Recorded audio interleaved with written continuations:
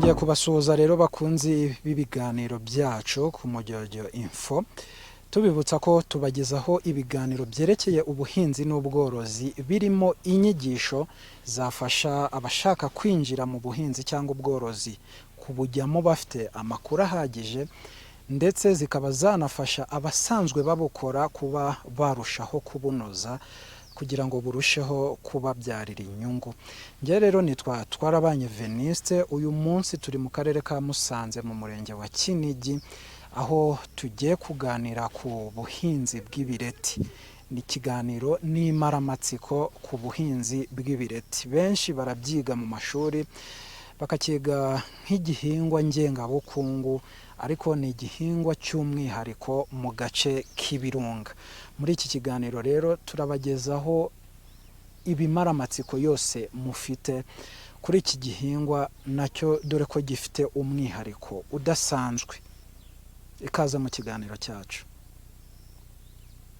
Nk'uko mubibona turi mu murima w'ibireti uherereye mu karere ka Musanze mu murenge wa Kinigi, mu kagari Kaguhu. Yego. Yes, ni akagari ka Kaguhu. Twasuye abahinzi b'ibireti. Ibireti mubyibazaho byinshi cyane. Hari abumva ko ibireti bihingwa ahantu runaka ariko mutazi ngo bikorwa bite, bihingwa bite, bisarurwa bite, ese bikorwamo iki? Icyo nabashije kumenya nuko bivamo imiti itandukanye yica udukoko twibasira imyaka. Ni igihingwa ariko ni n'umuti ubwacyo. Dufite umutumirwa hano rero, ngira ngo muhe ikaze tuganire. Nitwa Sebatware Pascal, abandi umuturage ukomoka muri aka karere ka Musanze mu murenge wa Kinigi, abantuye mu kagari ka Kampanga mu mudugudu wa Nyarubande. Ibirete mu mateka iyo tuganiye n'abakuru tubwira ko ibireti ari igihingwa cyageze mu Rwanda mu mwaka w'1935, ariko akaba ari kimwe mu bihingwa kuri sentire y'ibirunga.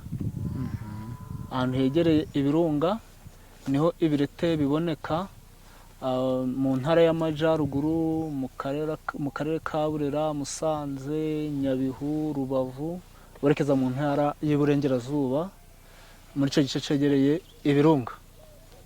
Ubuhinzi bw'ibirete rero mu by'ukuri ibirete ni kimwe mu bihingwa nanone ngengabukungu. Twajyaga tubyiga mu bihingwa ngo repiyetre, ngo lote, le café, mu bihingwa ngengabukungu. Ni kimwe mu bihingwa bizanira igihugu amadovize. Ku muhinzi rero w'ibirete ku ruhande rwe, ni igihingwa gihingwa rimwe mu mwaka, kandi iki gihingwa iyo wagihinze nyuma y'amezi 3 uba utangira gusarura. Iyo hashize hagati y'iminsi 12-15 ujamo ugasarura, ugenda utoranya izikuze kuruta izindi. Ibwizo akaba arizo ziba zigeze igihe cyo gusarurwa. Nyuma y'iyo minsi subiramo muri ya minsi 12 ugasarura n'izindi ziba zarasigaye inyuma. Mu kubihinga umurama bahinga cyangwa habaho ingemwe? Murakoze cyane. Ni ukuvuga mu buhinzi bw'ibirete, urabona uyu murima turimo, uyu murima ibi birete bihinzemo bigeze igihe cyo gusaza. Ni ukuvuga ngo muri uku kwezi kwa 4 n'ukwa 3 twiteguye ko ibi dushobora kubirandura byitwa ibishitsi, tukongera tukabitunganya neza, tukahinze ahandi ho tugomba gukora rotasiyo tukabisubizamo. Ariko nanone ubwo ni uburyo bwa mbere bwo guhinga ibyitwa ibishitsi. Ariko nanone hari uburyo dusarura ibirete bikuze cyane. Urabona nk'iki kirete uburyo kiba cumije izi ndabo z'umweru zikagenda zihunguka. iyo gikuze cyane ubasha gukuramo icyo bita umurama. Buriya ukishobora kuvamo umurama ukawusesa ukazateramo n'ingemwe. Aka k'umuhondo niko murama, aka niko gashobora kuvamo umurama iyo kakuze. Iyo kakuze, ariko nanone ak'umuhondo ubona ko kari ni kushe ya nyuma, munsi yako harimo indi kushe itanga umurama. Ubwo rero bitewe n'uburyo umuhinzi yabiteguyemo abasha gushaka umurama cyangwa se agahinga ibitsitsi. Hanyuma iyo muhinga ibireti, tumenyereye ko indi myaka habamo imiti yica udukoko. Ibireti byo mu kubyitaho bigenda bite? Hari imiti biterwa? Murakoze cyane. Ubundi ibirete nk'uko twavuze ko ari kirimo bimwe mu bihingwa ngengabukungu, ni ukuvuga ngo umusaruro ubivamo, hari uruganda rwa Horizon Sopirwa ruri i Musanze, rwo ubwabyo rurabitunganya hakavamo umushongi. Uwo mushongi niwo woherezwa mu mahanga, byo ubwabyo bivamo umuti. Rero ntabwo biterwa umuti, kuko iyo biramutse bitewe umuti ahubwo bari ukubyangiriza, ntabwo bisaba umuti. Murakoze cyane. No guhinga umuti bivuze ngo ntabwo biterwa umuti rwose. Ntabwo biterwa umuti. Hanyuma hari ikivugwa ngo ibireti kubihinga hari uburyo ububungabunga ubutaka. Kuri iyo ngingo yitubwireho se, ni gute ahavuye ibireti aba ari ubutaka bwiza bwo guhingaho imyaka runaka? Murakoze cyane. Ngira ngo dutangira iki kiganiro nakubwiye ko iki gihingwa ari igihingwa gihingwa ku butaka igihe kingana n'umwaka. Ni ukuvuga ngo cy'ubwaco nk'uko twabivuze, muri icyo gihe kingana n'umwaka ko kidaterwa imiti, ahubwo cy'ubwaco cifitemo umuti, kiba kigira uruhare mu kwica udukoko tuba mu butaka. Nanone kandi iyo ahahinzwe ibireti by'ubwabyo, uburyo ureba bikozwemo biba ni n'imirwanyasuri ubwabyo. Iyo imvura igwa ntabwo ubutaka buteweho ibirete bubasha kwangirika ngo butembanwe n'amazi. Ubwo rero ibyo byose ahantu hahinzwe ibireti haba habungabunzwe mu buryo bwiza. Ariyo mpamvu iyo aho ibirete bivuye akaja ibirayi, ibigori, ibishimbo bibasha gutanga umusaruro ugeranije n'ahandi havuye ikindi gihingwa uri hejuru y'ahaba havuye indi myaka. Hanyuma wenda reka tugaruke kuri wowe ubwawe, tujye mu musaruro uva mu bireti. Ibijyanye n'ubukungu umuhinzi wabyo ashobora gukuramo bingana gute? Mu bijyanye n'amafaranga, ikiro kigura ngahe? Ese umuntu wejeje neza kwa kundi yasoromye gutya aba ashobora gukuramo nk'amafaranga ngahe? Murakoze cyane. Ubuhinzi bw'ibireti ni kimwe n'ubuhinzi mu yindi myaka yose. Burya mu buhinzi bwose kugira ngo ubone umusaruro uterwa n'uko wateguye umurima, uko wateye imbuto nziza, ugatera neza, uburyo wabikoreye, n'uburyo umusaruro usarura uwufata neza.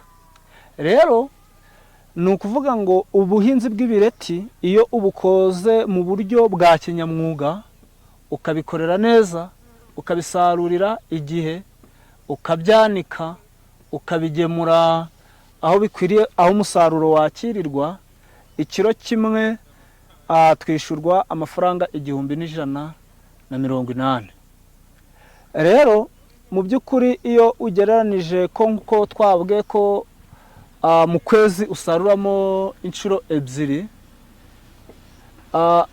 amafaranga abonekamo ugereranije ubona atari make, nubwo aza gahoro gahoro mu byiciro bitandukanye, atazira rimwe. Ahubwo mu byumweru 2 haraza, mu bindi byumweru 2 hakagira ndaza, bityo kugeza mu gihe cy'amezi 6. Rero ubu buhinzi ni ubuhinzi budufasha mu bibazo bitandukanye, kurihira abana ku mashuri, tuweri de sante, gushaka imbuto y'ibirayi mu gihe dukeneye gushaka imbuto, n'ibindi bibazo, kutugeza ku matungo magufi ndetse no mu bwubatsi. Ibyo byose Ibireti bibigiramo uruhare. Ukomeje ku byo umuntu ashobora kugeraho abikesha ubu buhinzi. Mwebwe mwatangiye guhinga ibireti ryari? Ni iki mwavuga ngo iki kintu nagikesha ubu buhinzi? Murakoze cyane. Njyewe ubwanje tuvugana, ibireti natangiye kwinjira mu buhinzi bwabyo mu mwaka w'ibihumbi 2005.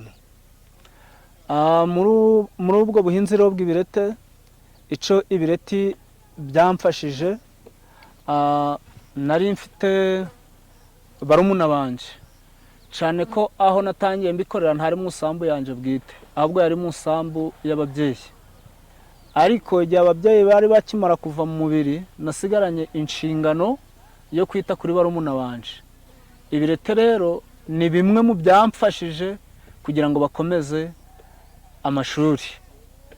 Aho nanje nubakiriye urugo, ibireti nanje byamfashije mu iterambere ry'urugo rwanje, aho nubatse inzu, aho naguzemo itungo, ndetse n'iyo tugiye dufata amakeredi ku mabanki, ibireti bigenda bidufasha kwishura banki tuba twafashemo inguzanyo. Icyo twifuza kuba twavuga ku buhinzi bw'ibireti, nk'uko twatangiye tubivuga, ibireti ni kimwe mu bihingwa ngengabukungu bifitiye umuturage akamaro, bikagirira n'igihugu muri rusange akamaro. Rero icyo twavuga ni ugushishikariza umuhinzi wese w'ibireti kubikora abikunze, akabikorera abyitaho, kugira ngo abashe kubona umusaruro uri hejuru y'uwo asanzwe abona, cyane ko twabonye ko nacyo ari igihingwa kigomba kwitabwaho cy'ibindi bihingwa byose. Hari koperative muhuriramo? Mu buhinzi bw'ibireti, ibireti ubwabyo aho bikusanyirizwa, hari amakusanyirizo y'amakoperative. Ni ukuvuga ngo umuhinzi wese yaba ari muri koperative, yaba atayibamo, ariko aho bikusanyirizwa ni kuri koperative. Urugero nkanjye rero, mbarizwa muri koperative abakunda ibireti, aho umusaruro ubibonekamo ariho ukusanyirizwa. Yego, murakoze. Nitwa Uwiringiyimana Liberata, nkaba ntuye mu murenge wa Kinigi, akarere ka Musanze, akagari ka Kaguhu, umudugudu w'Impano. Umudugudu w'Impano. Yego. Hanyuma mwebwe mwinjiye mu buhinzi bw'ibireti ryari? Yego, murakoze. Ni ukuvuga ngo ubuhinzi bw'ibireti ndabwinjiyemo kera, kuko navukiye inaha nsanga ababyeyi babihinga, nkomeza bakagenda badutoza. Iyo twabaga tutagiye ku ishuri, twajyaga mu murima tukabisoroma, kubisarura, tubyita gusoroma. Noneho nkura mbizi gutyo kugeza ndangije amashuri, nubatse n'urugo, nkomeza kubihinga kugeza uyu munsi. Ukomeza kubihinga, birumvikana ukiri muto warabihinze ndetse na nyuma urabikomeza. Ni iki bishobora kugeza ku muhinzi ubihinga?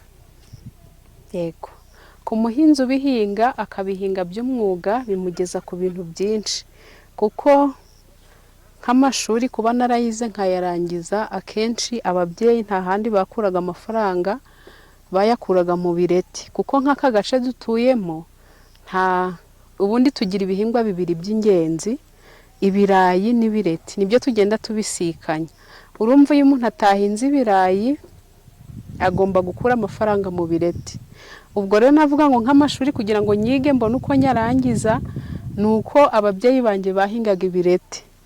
Ibireti rero bigira akamaro kanini ku babihinga, kuko iyo asaruye abonamo amafaranga. Ikindi nk'abahinzi bari muri koperative, iyo agize ikibazo cy'abanyeshuri ajya muri koperative, koperative ikaba yamuha amafaranga ikamuguriza, umwana akajya ku ishuri, noneho umuhinzi akazishura ku musaruro.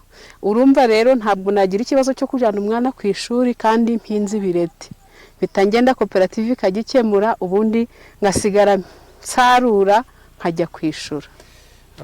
Hari ibindi bivugwa ngo wabivuze ko musimburanye ibireti n'ibirayi, ngo ahantu havuye ibireti hera ibirayi cyane, ayo makuru niyo? Yego, nibyo cyane rwose, kuko ubundi ibireti ntabwo akamaro kabyo ari ukubisarura gusa ngo tubonemo amafaranga, ahubwo ni igihingwa kigandura ubutaka. Iyo uhinze ibirayi havuye ibireti byera cyane kuruta uko wabihinga aho n'ubundi havuye ibirayi. Cyane iyo unarebye ku bijyanye wenda no kwatisha ubutaka, ndumva iyo ugiye kwatisha ubutaka ahantu havuye ibireti hagura amafaranga menshi ugereranyije n'ahandi. Urumva rero ibireti bidufitiye akamaro kanini, kubera ko wa muntu abazi ko ahibikiye, yego, abazi ko ari ubutaka bumeze neza. Hanyuma reka twinjire mu mirimo y'isarura. Isarura rigenda rite gusarura ibireti? Yego, ubundi gusarura ibireti tubihinga, iyo tubihinze bimara amezi 4, nyuma y'amezi 4 umuntu aba atangiye gusarura. Gusarura tukaba tubikora mu kwezi mo 2, rimwe mu byumweru 2. Gusarura wenda kuva turi mu murima ni amahirwe nanabereka, urabona nk'izi ndabo, izi ndabo gusarura ni uguca indabo. Izi ndabo rero harimo n'ebyiri, uru rureze ariko uru ntabwo rurera neza. Ubwiwe n'iki ko rumwe rwese urundi ruteze? Ni ukuvuga ureba uku mo hagati uko rugenda rufunguka. Urabona nk'uru rwarafungutse tuno twose, ariko nk'uru ntirurera. Iyo dusarura rero tugenda dusarura izi zeze, twamara kuzisarura tukazanika, zamara kuma tukazijyana kuri koperative. Bivuze ngo ugenda usarura mu gihe gitandukanye ukurikije uko zera. Bivuze ngo nk'urwo ntabwo twarusarura. Ni ukuvuga niba nsaruye uyu munsi ndarenga ibyumweru 2, undi munsi nk'uyu nyuma y'ibyumweru 2 nsubire mu murima nsarure, haba harimo izeze, kuko zigenda zera. Urabona hari izi zasambuye, hari n'izi zikiri amapfundo. Ni ukuvuga ngo uru nubwo rutarera, ariko nindusarura urunguru narwo ruzaba rwasambuye, nyuma y'ibyumweru 2 usange n'uru rwakuze. Niyo mpamvu tugenda tunyuramo buri byumweru 2. Hanyuma se guhinga ibireti ni umurimo n'umuntu w'urubyiruko yakora? Cyane rwose umuntu w'urubyiruko yawukora, kuko bitanga amafaranga. Ubwo rero nk'urubyiruko, kubera ko baba bagomba gushakisha icyabateza imbere kugira ngo nabo bubake ejo habo hazaza, guhinga ibireti ni ibyabo, nta kibazo kirimo. Kubona imbuto, ongera utubwire, kubona imbuto ni ikintu kigoye cyangwa ni ikintu cyoroshye? Ubu nakugana nkabona imbuto niba ufite nk'ibi ngibi? Yego, murakoze cyane. Ku bijyanye no kubona imbuto ni nacyo cyiza cyane mu bireti. Ntabwo ushobora kubona umuhinzi ngo akubwire ngo yabuze imbuto, kuko ni ukuvuga ngo imbuto, iyo dushaka guhinga ingemwe, umurama tuwukura muri izi mbuto. Kugira ngo ururabo rutange umurama, tuzakureho umurama, ni uko ruba rumaze nibura ukwezi n'igice, nibwo urusarura ruba rukuze cyane rurimo umurama, ukagenda ukarwanika neza ukazavungura umurama. Ariko tugira n'umufatanyabikorwa Sopirwa itugurira umusaruro, ariko binyuze muri koperative. Ariko igura koperative iyo abahinzi bagemuye icyo twita ibituna bivamo wa murama, bijya kuri koperative yamara kuwutunganya ikawohereza kuri Sopirwa ku ruganda, Sopirwa ikawugura ikazongera ikawugarura ikawuha abahinzi. rero iyo umuntu akeneye umurama sopirwa irawumuha ukaba watera ingemwe, ariko nanone ibi bishitsi nabyo turongera tukabihinga. Ubu ni ukuvuga ngo ibi ngibi biraha ihinga ubu twararitangiye muri ku kwezi kwa kabiri, ni ukuvuga ngo mu kwezi kwa gatatu kubera ko izi zigisarurwa zo ntago twazirandura, ariko mu kwezi kwa kane izi tuzongera tuzirandure twongere tuzitere. Bitaniye he kuba umuntu yahinga wa murama wanyuze ku ruganda ukabagarukira no kuba umuntu yahinga akoresheje ibishyitsi by'ibi ngibi? Yego, aho bitandukaniye birumvikana iyo uhinze umurama ubuhinzi imbuto nshya. Imbuto rero iyo ari nshya itanga umusaruro mwinshi ugereranyije n'ibishitsi, ariko kubera ko umurama uba ukiri mukeya kuba utakwira abahinzi bose, bituma no kuvuga ngo niba dufashe umurama uba ari mukeya ugereranyije n'ubuso umuntu aba azahinga, bigatuma twongera guhinga n'ibishitsi. Hanyuma wenda tugana ku musozo, abantu bose ntibagira amahirwe yo gutembera, kandi iki gihingwa kirihariye muri aka gace. Uri nk'umwarimu uri kwigisha abana b'i Rusizi cyangwa se akakubaza ngo ikireti ni iki? Ikireti ni iki? Ni umwana nyine mu ishuri arakubajije, definisiyo wamuhaniye? Murakoze cyane. Wenda ntago nabaye umwarimu ngo mbe nzi kwigisha, ariko ikireti nk'uko nkizi ni ukuvuga ngo ni igihingwa ngengabukungu gihingwa mu gace k'ibirunga ahanini, noneho kizana imbuto, indabo akaba arizo dusarura tukazijyana ku ruganda rwa Horizon Sopirwa. Horizon Sopirwa nayo igakoramo umushongi uvamo imiti yica udukoko. Ngira ngo dufite n'amahirwe, hari mbere ubundi Sopirwa umushongi wose yawoherezaga hanze, ariko uyu munsi bigeze ku rwego habonetse agashami, niba nakita nk'ishami rya Horizon Sopirwa, icyo bita agropayi. Ego, bakuramo imiti myinshi, ngira ngo harimo ama insecticide akoreshwa mu nzu, bakuramo imiti bakoresha ku matungo yitwa inkuyo. Mu gihe cya COVID havuyemo, bakozemo sanitizer. Mu minsi yashize hari indwara yaje mu matungo yitwa, ndumva ari niba babyita ubuganga. Ego, nabwo bakoze umuti wakoreshejwe mu kurwanya icyo cyorezo cyari cyaje mu matungo. Ikireti rero ni icyo gihingwa nyine kivamo ya miti yose bagenda bakoresha mu kurwanya udukoko ndetse no kurwanya ibyorezo bimwe na bimwe byibasira amatungo. Dusoza, ni iki mwishimira nk'abahinzi b'ibireti? Murakoze cyane. Icyo twishimira nk'abahinzi ni uko igihingwa cyacu dufite isoko rihoraho. Ntabwo ari nka bya bihingwa bindi uhinga ugasanga uri gushakisha isoko bikagupfira ubusa. Dufite isoko rihoraho, kandi ku buryo umusaruro wose tubonye tubona aho tuwugurisha. Urumva ni ikintu twishimira. Ikindi kandi ni uko mu gihingwa cy'ibireti havamo n'ifumbire. Hari ifumbire yo twita deshe iva mu ruganda, uruganda rurongera rukayitugarurira tukayigura nk'abahinzi. Urumva ni ibintu byose bituma ubutaka bwacu bugenda burushaho kurumbuka, cyane ko muri iyi minsi birebye usanga ubutaka bwaragiye buragunduka, ariko nk'iyo fumbire ivamo iyo tuyikoresheje bituma ubutaka bwongera gusubirana. Ubwo rero urumva nk'abahinzi b'ibireti dufite byinshi twishimira, ni byinshi cyane.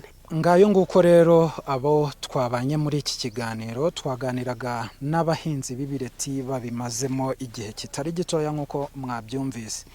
Ikireti rero uretse kuba kinjiza amadovize ku gihugu, ni igihingwa kigirira akamaro abagihinga nk'uko mwabyumvise. Ni igihingwa gifite umwihariko wo kuba gitunganya ubutaka, ndetse aho gisaruwe hakaba hava umusaruro utari mutoya w'ibirayi.